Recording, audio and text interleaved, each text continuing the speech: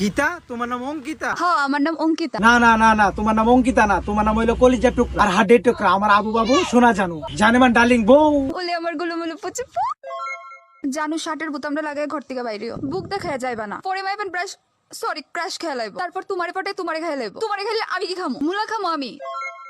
আমার বউ হয়ে তুমি লজ্জা পাইতাছো, এটা কিন্তু ঠিক না। বেবি কিছু হইতো না তো, তুমি সুন্দর করে একটা ছবি তুলে পাঠাও, আমি দেখে ডিলিট করে দিব। তোমার কসম।